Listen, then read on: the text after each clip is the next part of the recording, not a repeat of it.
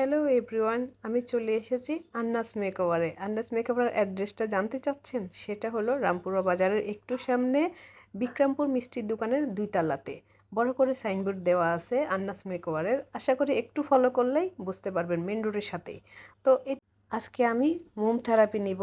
এটা অ্যাভেলেবেল সব পার্লারে আছে কিনা আমি জানি না, কিন্তু আপুর পার্লারে আমি ফার্স্ট টাইম নিয়েছি এই সার্ভিসটি। তো আশা করি আপনাদের কাছে ভালো লাগবে, পুরো ভিডিওটা দেখুন। পায়ে যাদের ব্যথা আছে, যাদের বাতের ব্যথা বলে, এটা যাদের আছে তারা অবশ্যই জানেন এটা কতটুকু পেইনফুল। আমার বাতের ব্যথা নেই আল্লাহর রহমতে, বাট পায়ে অনেক ব্যথা আছে। গোড়ালিতে এক ধরনের একটা পেন থাকে, যেটা কেউ ফিল করতে পারে, কেউ করতে পারে না। তো যারা করতে পারেন, যারা বুঝেন যে আপনাদের পায়ে ব্যথা আছে, সবচেয়ে ইম্পর্টেন্ট আপনাদের জন্য এই মোম থেরাপিটি।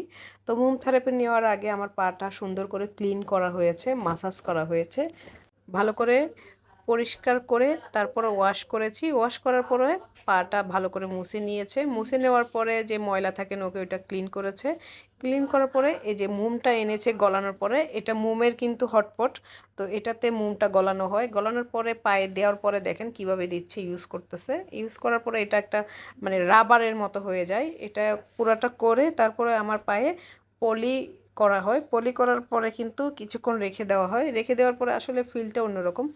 মানে যখন সুন্দর করে পেঁচানো হয়েছে, পেঁচানো হওয়ার পরে কিছুক্ষণ রেখে দিয়েছে। রেখে দেওয়ার পরে এটা রাবারের মতো হয়ে গেছে। যখন গরম তাপটা ছিল ভিতরে, গরম তাপটার কারণে অনেক আরামদায়ক একটা ফিল হচ্ছিল। পরে লাস্টে এটা কিছুক্ষণ রাখার পরে ভালো করে ডোলে মাসাজ করে তারপরে কিন্তু এই যে দেখেন জুতার মতো একদম মোজা যেভাবে খুলে যায়, সুন্দর করে খুলে গেছে কাভারটা।